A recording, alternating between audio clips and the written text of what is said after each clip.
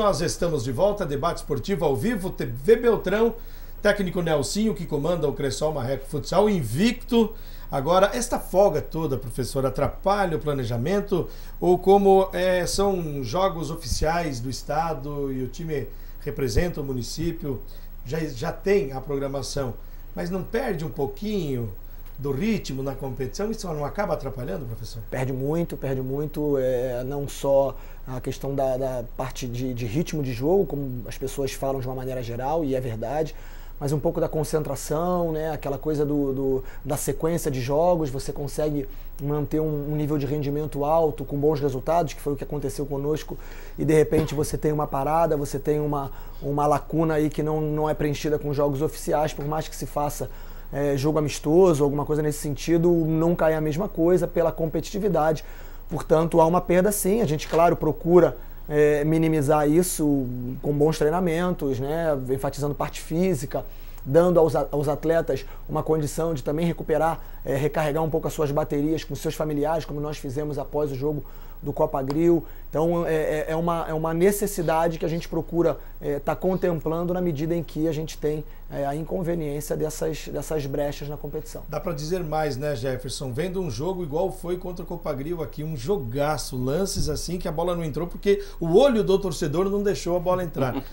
Acaba até desmotivando o próprio torcedor, né? Acompanha um jogo daquele eletrizante, aí o campeonato para. Desmotiva, né, Jefferson? Isso aí, eu já comentei sobre isso várias vezes. Eu acho que isso aí teria que ser repensado, essa situação, porque o nível da competição é totalmente diferente, né? O Campeonato Paranaense é totalmente diferente de qualquer outro tipo de competição, principalmente jogos abertos. Jogos abertos eu acho que teria que, por mais que não é profissional, o futsal dizem, mas a diferença é muito grande, o regime. Aí você pega ali jogos abertos, uma semana, o cara jogando todo dia. O jogador não tem motivação para esse tipo de competição. Então eu acho que é uma coisa a ser repensada. De repente fazer o futsal, talvez uma idade limite, para que dali dos jogos abertos você possa surgir alguns jogadores que você possa depois utilizar na equipe principal. Eu acho totalmente errado essa história de time jogar Série Ouro e ter que disputar jogos abertos. Para mim isso aí está totalmente fora de cogitação. Concorda, Nelson?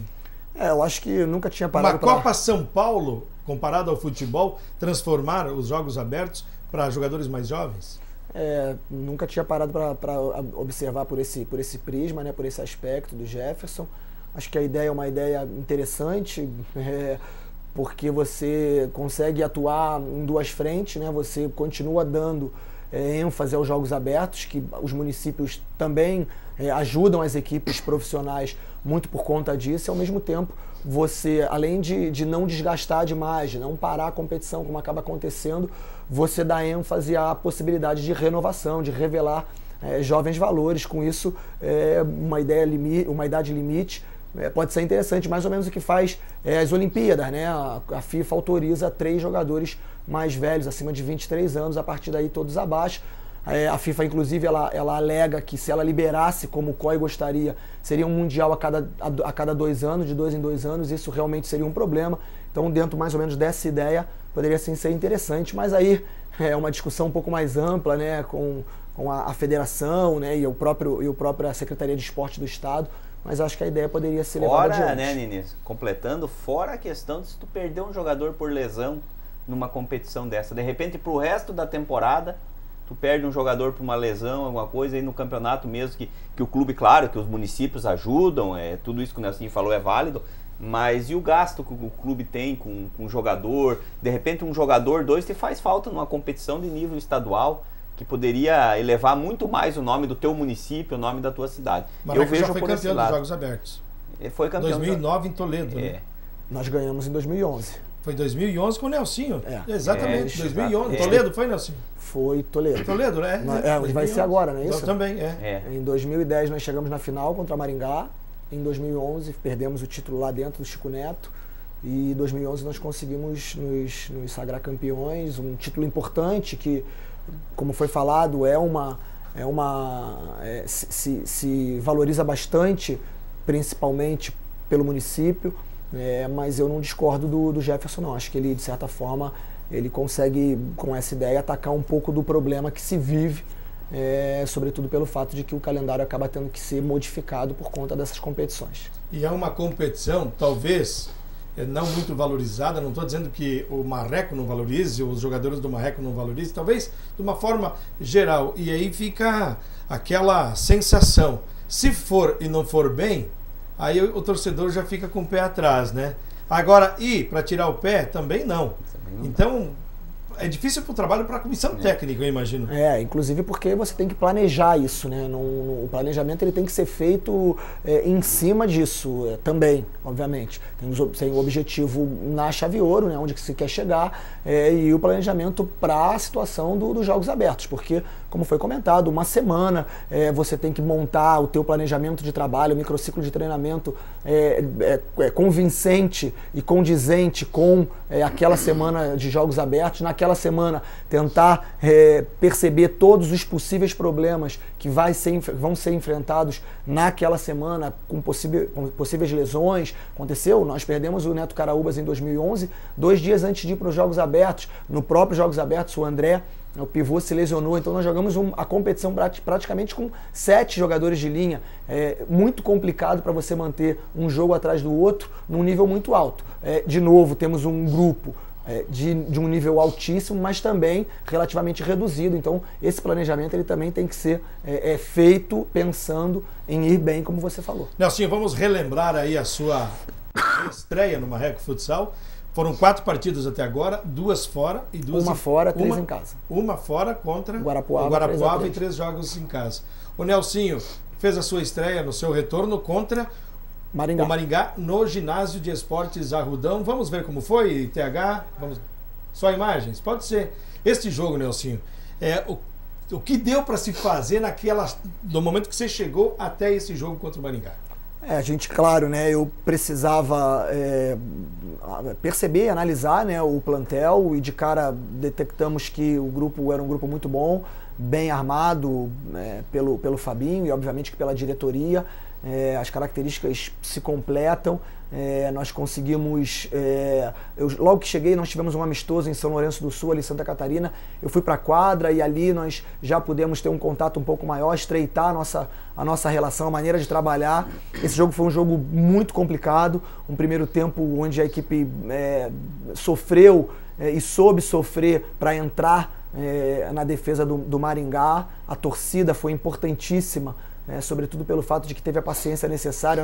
Eu aqui em outros anos vivi situações delicadas, né? A torcida já algum não sai, vaiava, pelo contrário, esse jogo foi um jogo muito legal, onde o torcedor participou bastante de forma positiva. E aí a sequência no segundo tempo, depois que o primeiro gol saiu, o time conseguiu render muito melhor, marcando muito bem, e aí os contra-ataques apareceram, acabou sendo um placar elástico.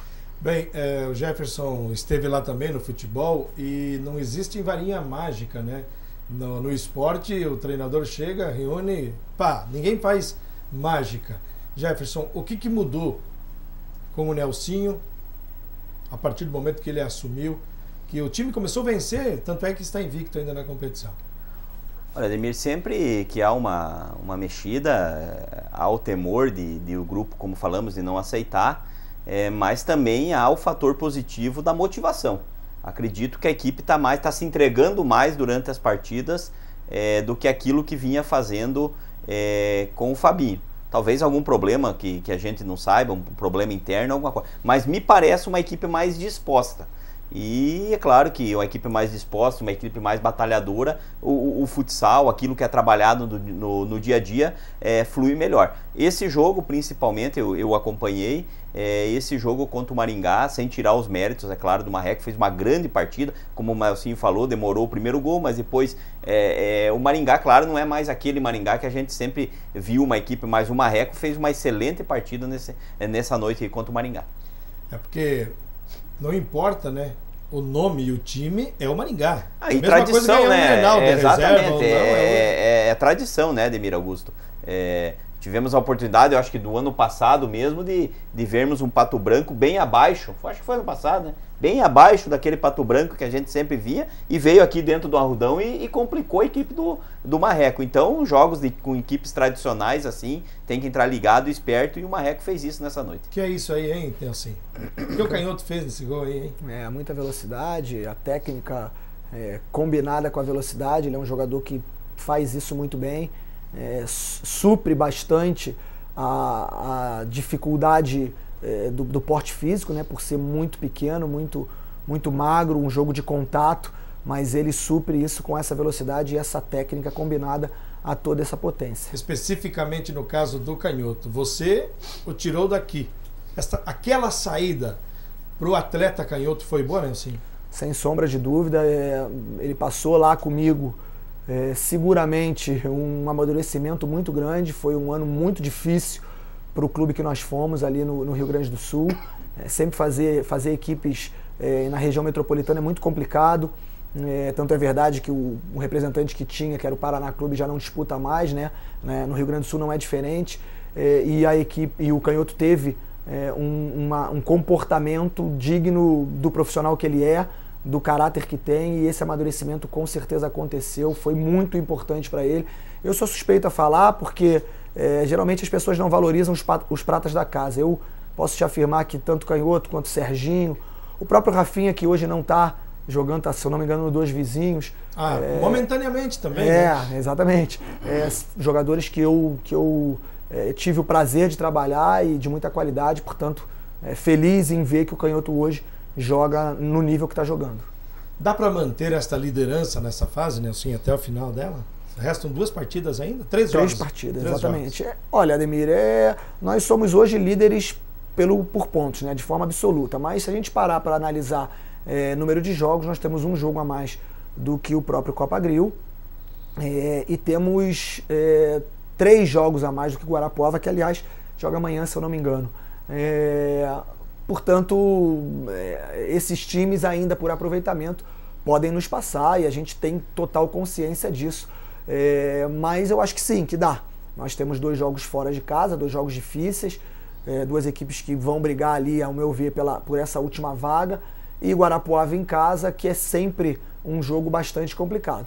Mas eu acho que da maneira como a equipe está se comportando, com todo esse poder de marcação e de parte ofensiva, a proposta é justamente essa, classificar nessa segunda fase na melhor colocação possível. Este jogo é com o Paranavaí? Esse jogo contra o Paranavaí é um jogo também complicado, onde a proposta, nós estudamos bastante o adversário, a proposta foi de um time também fechado, nós conseguimos furar o bloqueio e na sequência tomamos o gol de empate. Daí por diante a coisa, isso já no segundo tempo, porque o primeiro tempo também terminou 0-0. Aí daí por diante conseguimos abrir 2 gols e mesmo eles encostando, um jogo sempre muito difícil. Eu acho que a gente pecou um pouco pela concentração e aí assumo total responsabilidade nesse sentido, mas a equipe, pela qualidade que tem, conseguiu obviamente fazer aquilo que sabe fazer e aí deslanchou no momento certo para conseguir uma vitória também muito complicada.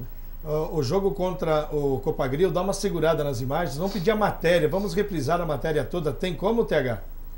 A matéria, então daqui a pouquinho nós vamos chamar a matéria para o Nelsinho respirar, porque este jogo contra o Copagril, o Marechal Cândido Rondon, realmente, quem esteve lá, quem viu os melhores momentos, sabe que foi o jogo do ano, sem dúvida nenhuma, pelo menos aqui em Beltrão, Nelsinho, porque lá em Guarapuava também foi um jogaço, né?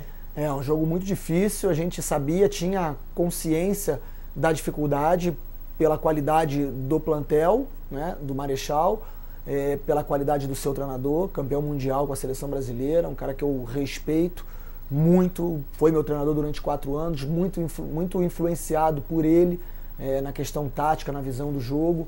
Então, meu primeiro confronto contra ele, com certeza para ele foi só mais um jogo, para mim, de certa forma, foi um passo marcante e determinante, obviamente que para a equipe, sem sombra de dúvida, porque vencemos um postulante ao título com toda certeza. Nós vamos chamar mais um intervalo, na sequência nós vamos ver então o confronto como foi com o Marechal e depois nós vamos falar também da competição. É bom a gente não esquecer que o Marreco pode até ficar em primeiro nesta fase, mas perdeu o direito de jogar a segunda partida na próxima fase, onde serão jogos de ida e volta. Daqui a pouquinho nós falamos mais sobre este detalhe. Nós voltamos já.